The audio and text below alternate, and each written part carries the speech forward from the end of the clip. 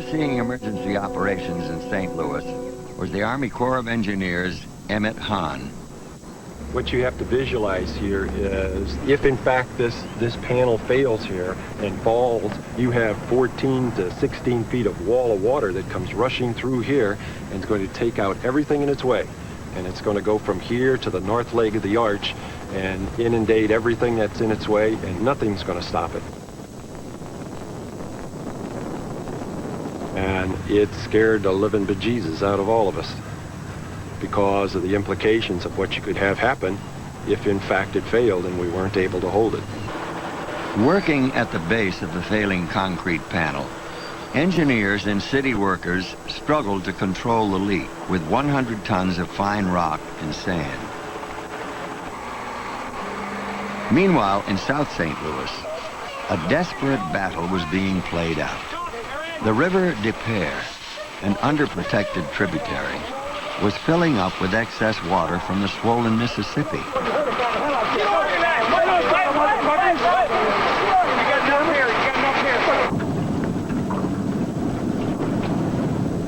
Days earlier, several city blocks disappeared beneath the river. But now, the floodwaters were creeping toward an area where 51 propane tanks sat, each holding 30,000 gallons of the highly volatile liquid. So on the day that the river rose to just unbelievable heights, the first tank started to raise, the water started to raise the tank and broke the cable. And the inspector at the site said it sounded like a rifle shot, and pretty soon it just kept repeating itself over and over again until all of the tanks had broken all of their cables. And that's when everybody got concerned.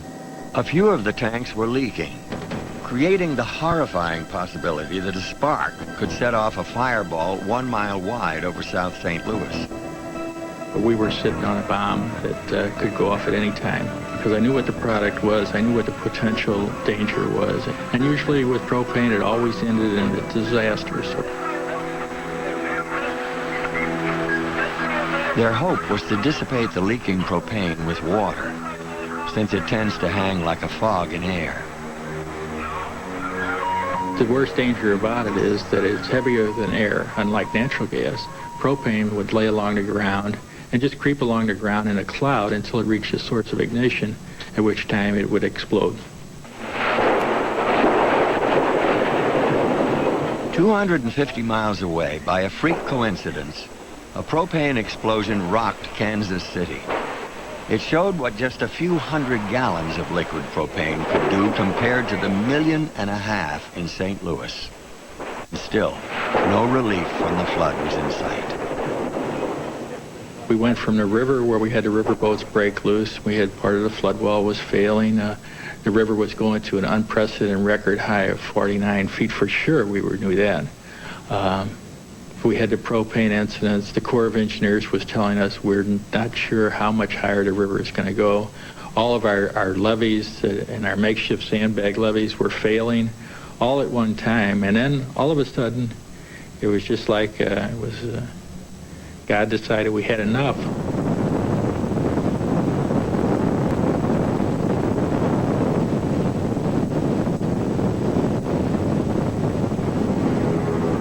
On Sunday morning, August 1st, an event took place 30 miles south in Columbia, Illinois, that spared St. Louis. As the river broke through the Columbia levee, it immediately relieved pressure on the propane tanks.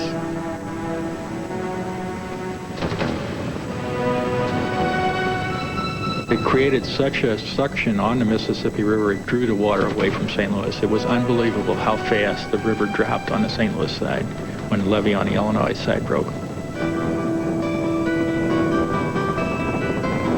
But in Columbia, the break was a disaster.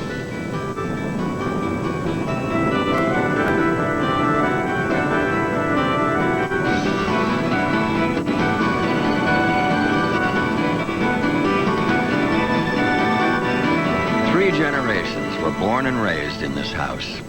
In less than an hour, Virgil Gummersheimer and his wife lost everything. Yeah, we just seen that we were going to lose it, so then we left, and then I went about a mile north and stood on the levee and watched things wash away. It was really, it was so spectacular, I didn't realize it was my stuff that was washing away. From St. Louis, the Mississippi had shifted its assault downstream to Columbia, Illinois, threatening other river towns further south in a domino effect. The tiny village of Valmeyer became the river's next casualty.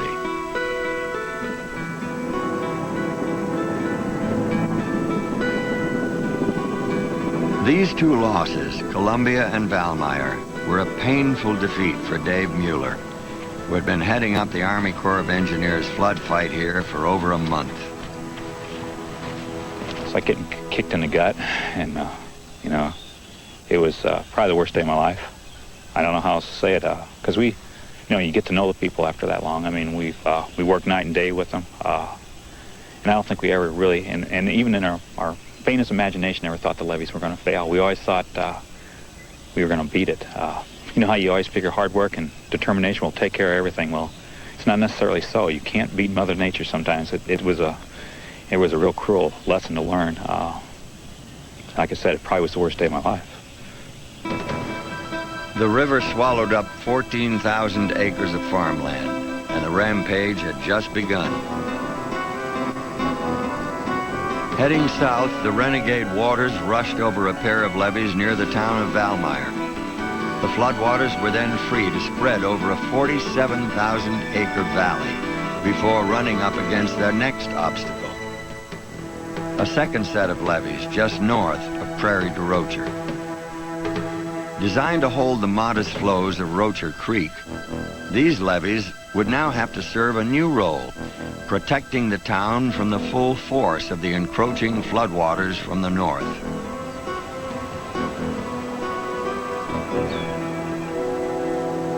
People living in this unprotected valley were helpless. It was like waiting for 2 days to have a terrible tragedy hit you, that you knew you were going to lose your home. And the two of us was able to get back in here, even though we weren't supposed to. We were very determined to try to save more of our things. And we came out here, and you walked through your house and looked at each other, and you knew it was gone. You know, you'd lost it. And you know, a fire is terrible, but it's over. This was like torture that wouldn't quit. All that separated Prairie du Rocher from disaster were two slender levees running along either side of Rocher Creek. But after Valmeyer, this line of defense could not be counted on. Once it breached up above Valmeyer, and I knew Valmeyer was going under, like I said, I went into the emergency operation basically with tears in my eyes, saying, I can't do this again. With only 48 hours before the floodwaters reached Prairie du Rocher, the Corps and local officials had to come up with a strategy to outsmart the river. Early on in the flood fight, we talked about, you know, just what if? You know, what if the levee breaks at Valmeyer? And, you know, what do we do down here? Do we try to hold it, or do we let it out? And the answer from the Corps was, we build levees, we don't tear them down. And but Dave Miller was the one who said, you know, he went back to his superiors and told them that if that does break at Valmeyer, we have to open it and let it out. There's no other way. It's going to find its own way out, and we'll have no control. The plan was to fight water with water by deliberately opening a hole in the levee along the Mississippi's main channel. This incoming water would create a back flood, a wall of water that would meet and cushion the force of the floodwaters coming from the north, reducing their impact on the levee. Even more important, the hole would allow water pouring in from the flooded valley to drain back into the Mississippi River. Well, most Corps of Engineers projects are well designed, well thought out, and might take several years to go through the design and construction. During a flood, you don't have that luxury. You have to make a lot of decisions on horseback, as it were. In the case of that Prairie du Rocher decision, we found out at first light that the levee was broken upriver, and we had to make a decision that day as to what to recommend. By noon, the plan went into action. Equipment was brought in to cut open a 400-foot hole in the levee. Meanwhile, the encroaching floodwaters were transforming the valley just north of Prairie du Rocher into a sea.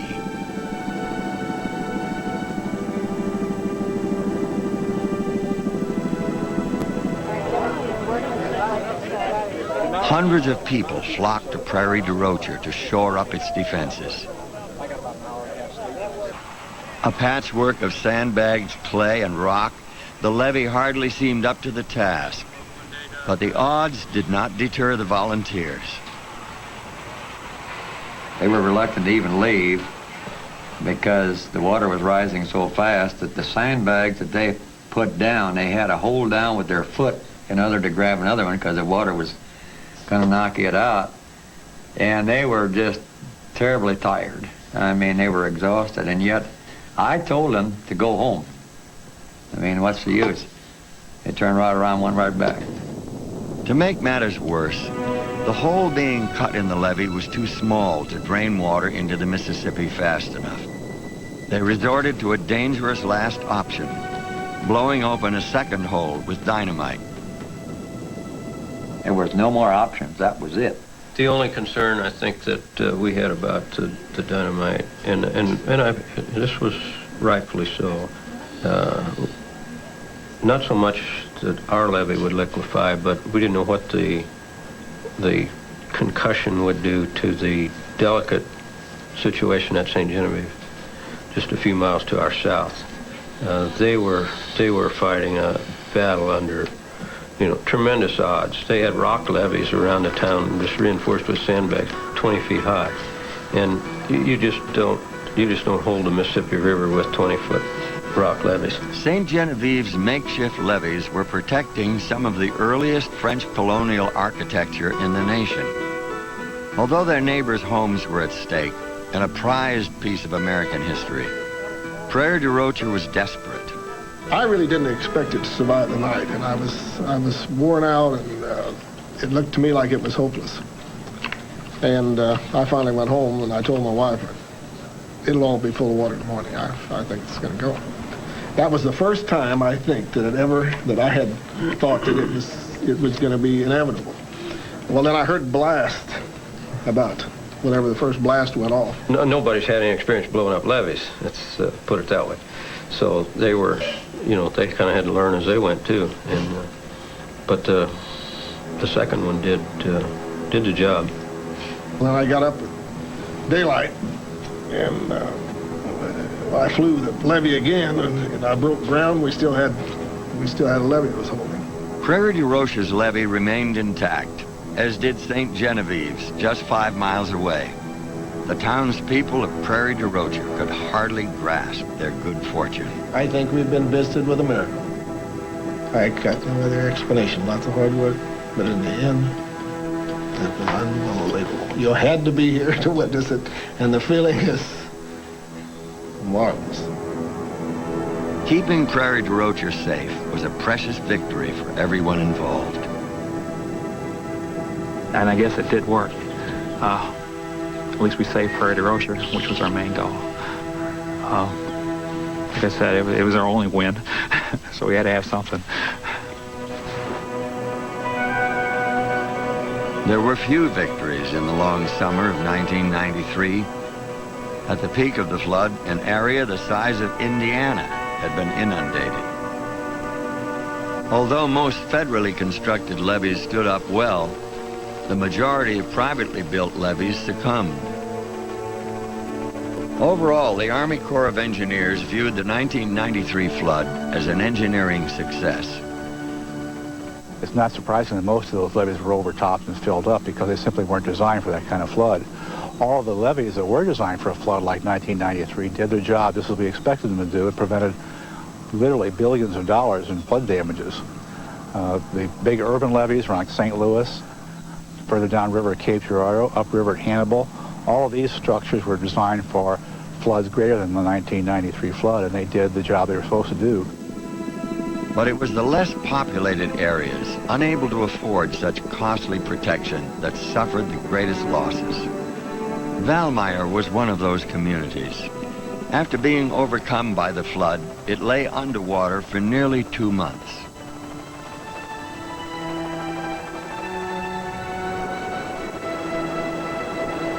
When the floodwaters receded, residents were shocked by what they saw.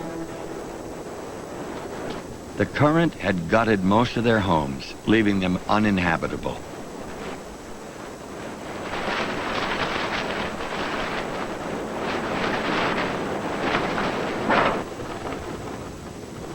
Due to all of the current and mud that came along with the water at the time of the flooding, we had 90% of our homes in town that were considered by FEMA standards substantially damaged.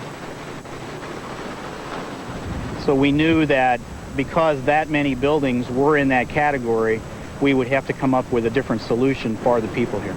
Like other Valmeyer residents, Glenn and Mary Rolfing had to make a tough decision: stay and rebuild or move to higher ground. I don't want to stay. No. I'm afraid that what is going to come again and higher this time. So we decide I don't want to live there anymore. Well, I was born in Valmeyer and raised in Valmeyer and lived there all my life, and I just wanted to stay, you know. That's about all I can say. Like I say, I loved the home down there. It was right on the lake and kind of wildlife back there. Ducks and fish, frogs, birds. I had everything just about the way I wanted it.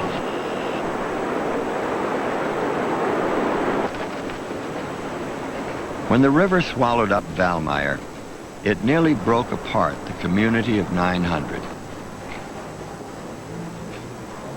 Had we allowed people to go their own directions at the time of the flood, because of the damage to their property, it would have meant the end of the community. And I, along with many of the other community leaders at that time, were not ready to see Valmeyer die.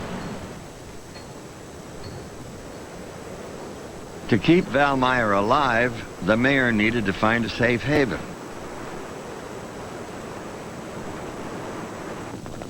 Fortunately, he did not need to look far. A 500-acre site became available on this bluff 300 feet above the Mississippi and just 1.5 miles away from Old Valmeyer. To support the relocation, the mayor had to negotiate his way through a maze of 22 state and federal agencies. His ultimate success demonstrated how far the federal government was willing to go to remove people from the banks of the Mississippi.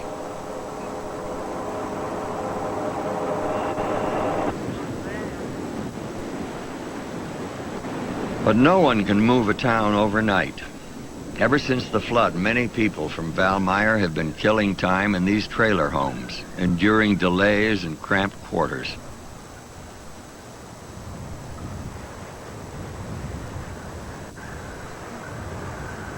It seemed like, especially when you get to be my age, I'm ready to retire. And you think this shouldn't happen now, you know, if you're younger. Things like that, you can overcome it. Well, we will anyhow as far as that goes, but it's just like 3 years, you know, it's just a big lapse in your life.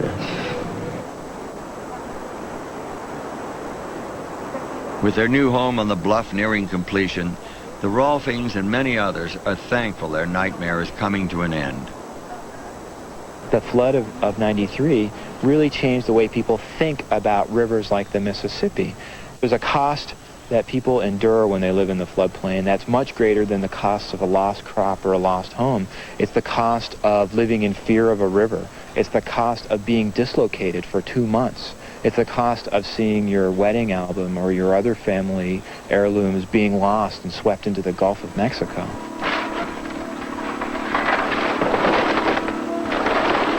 More than 20,000 people have decided they no longer want to live with those costs. Surrendering their gutted homes to the demolition crews, they are moving to safer ground. The government has been eager to help out in order to cut down on future flood losses.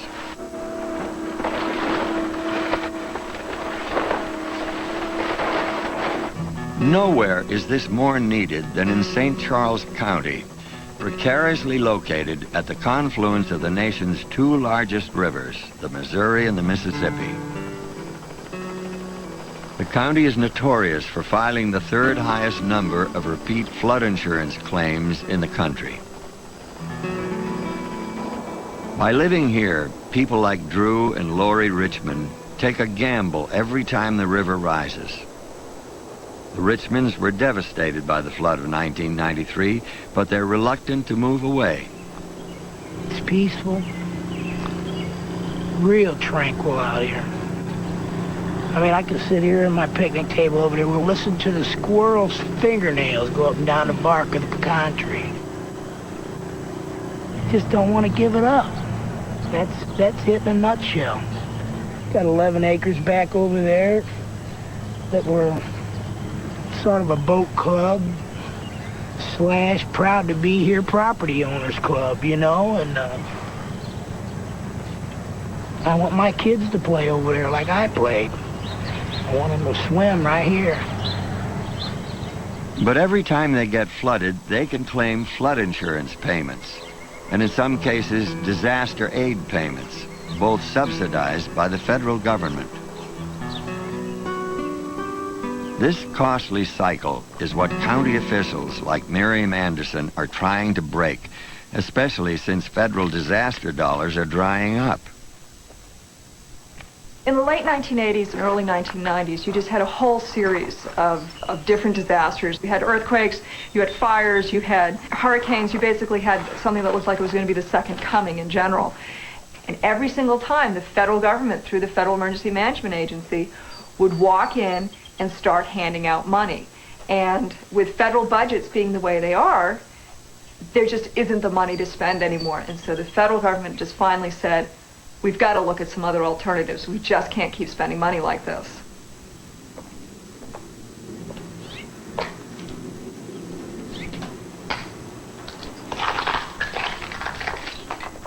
Anderson tries to buy out homes like this one. Because it's more than 50% damaged, it's been condemned by the county.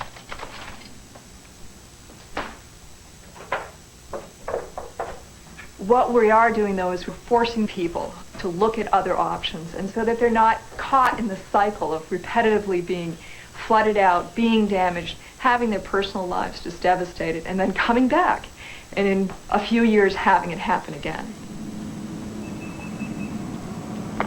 For those determined to stay, there is an option, though not a cheap one. Hey, we ready? Go. For the past 16 years, Jerry Levere has been raising homes along the banks of the Mississippi. A floodplain resident himself, he's weathered many floods in his own elevated home. Everybody says, why you live out in the flood? Why you live out in the flood? It don't flood all the time. We just happen to have one big one that kind of just caught us with our pants down.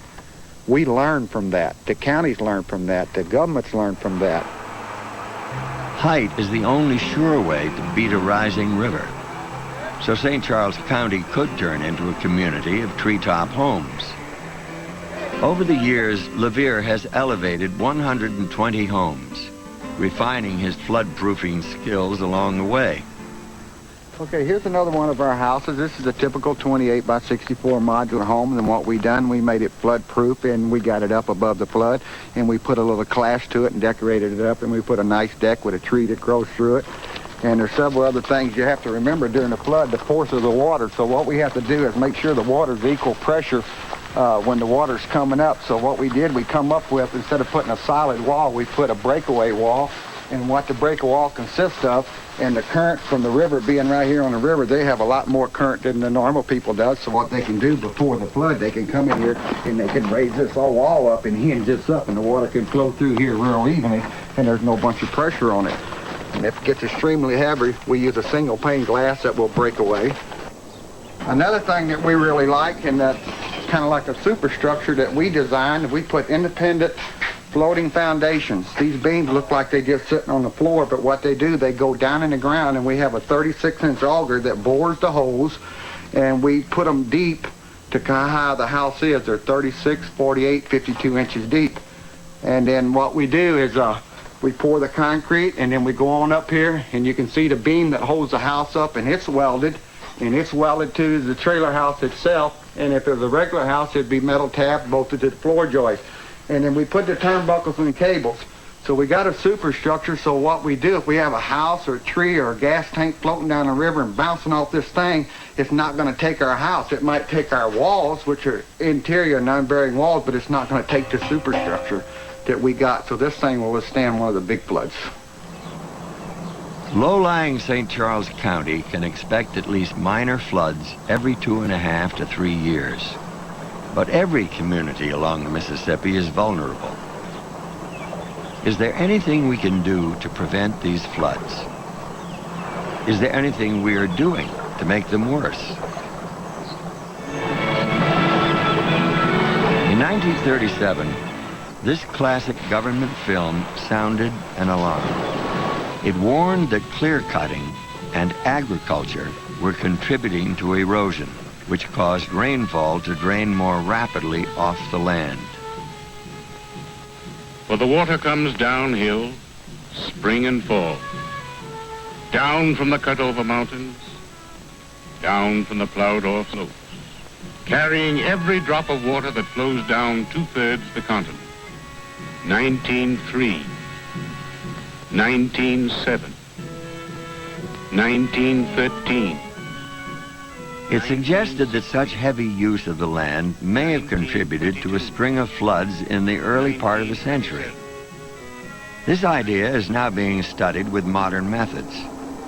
Geographer Jim Knox, working in the uplands of southwestern Wisconsin, is searching for evidence that will show whether agriculture has had a measurable impact on small to moderate floods.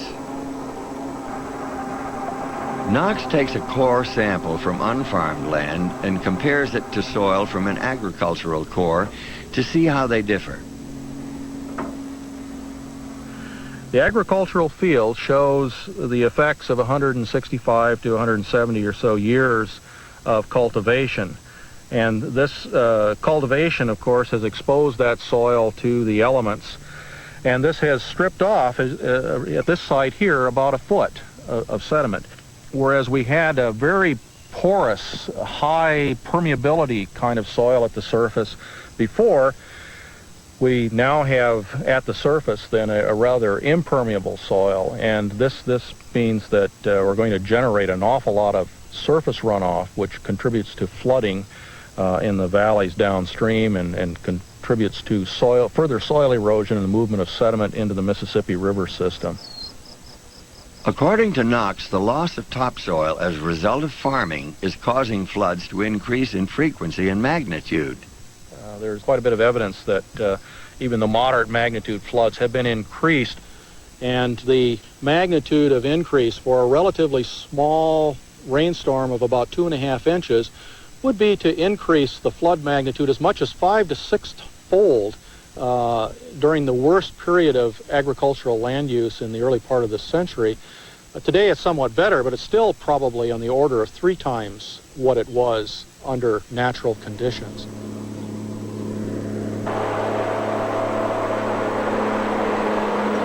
But is there a way to farm the land and still protect the precious topsoil that absorbs water and reduces flooding? Iowa State conservationist Leroy Brown. What I have here is crop residue from the past growing season. As this residue decays, it tends to form somewhat as a sponge, and the water that falls on this land will tend to soak in and not run off. Also, that same residue protects the bare soil. When a raindrop falls on bare soil, there's somewhat of an explosion that takes place. And this explosion dislodges soil particles. making it easier for these soil particles to run off. But when you have residue on top of that, it tends to protect that bare soil, and therefore this residue helps to reduce the amount of erosion that occurs on farmland. These techniques may help to lessen the magnitude of floods, but even the best farming practices can't turn the land near the river back into what it once was, virgin wetlands. Unlike farmland, wetlands possess a sponge-like quality which allows them to absorb excess water in times of flooding.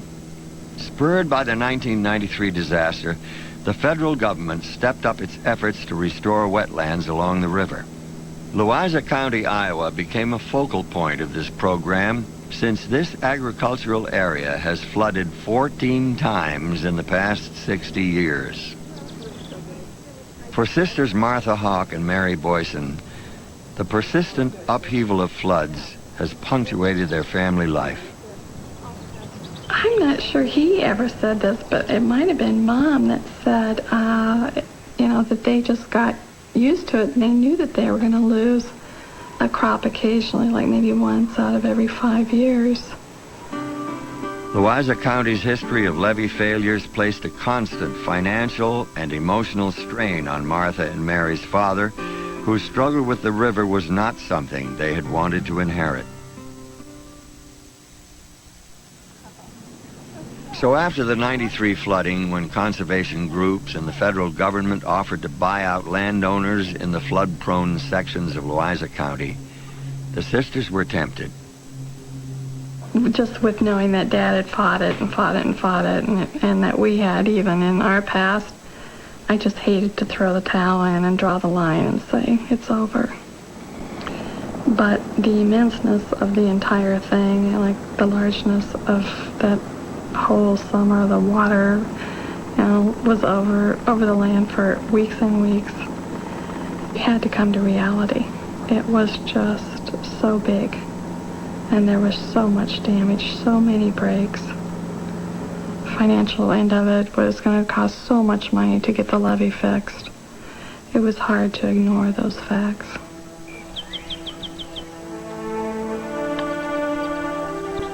The buyout program offered the sisters a truce with the river, but it was still hard to accept.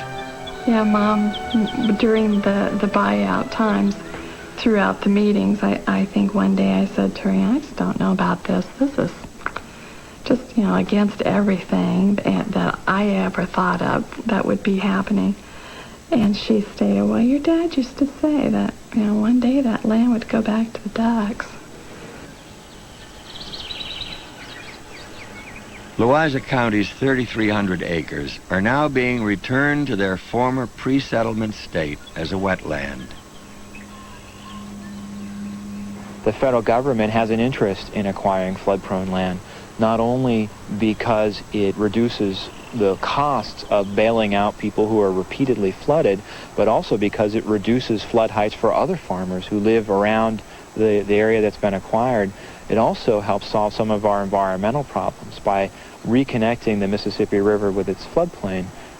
As much as we can be opportunistic and acquire land from willing sellers, we can begin to restore the Mississippi. We don't need to reclaim all of the floodplain or even most of the floodplain of the Mississippi River in order to have a biologically healthy river.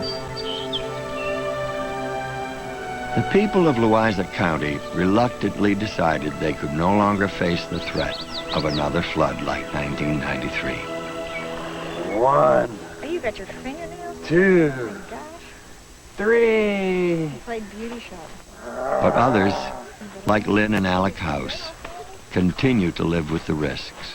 I'm the fourth generation of my family farming in the Sny Island drainage district. We have never had a failure. We have had threats, certainly in the past. They've never had a failure in modern history. I think that the risk is very, very acceptable, considering the fact that this is the richest farmland, certainly in probably in North America. Certainly it's a risk. We had a failure in 1993, but is it something that is going to affect my day-to-day life? Absolutely not. Is it something that's going to affect my willingness to invest in this area? No. Land prices are higher after the flood than before. When I think of something risky, I think of maybe living in California near a fault. So while it was very popular in the news media in 1993 that, oh, you're in a floodplain, oh my goodness, I mean, this is a reoccurring problem, it's something you constantly have to fight, that's really not the case. It's certainly not the case here. Although hydrologists classified this flood as a rare 100 to 500 year event, it is entirely possible that a flood of this magnitude could occur again in our lifetime. A 100-year flood has a 1 in 100 chance of occurring. Well, what that means is you've got a 1% chance in any given year that a flood like that could occur. So in 1993, our number came up, but we had that happen. But what that means is that we've got the same percentage, 1% happened in 1994, 1995, 1996, and so forth. Since 1993, about 20% of the flood's victims have retreated from the Mississippi, no longer willing to gamble with the river.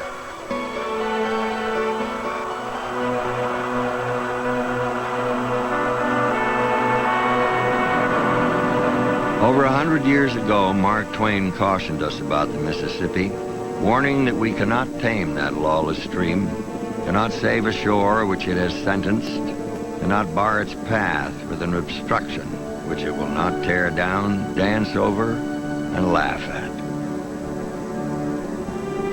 But the lure of the Mississippi is great. In the devastating wake of the 1993 flood, most river dwellers have chosen to stay, despite the certainty that someday the river will return.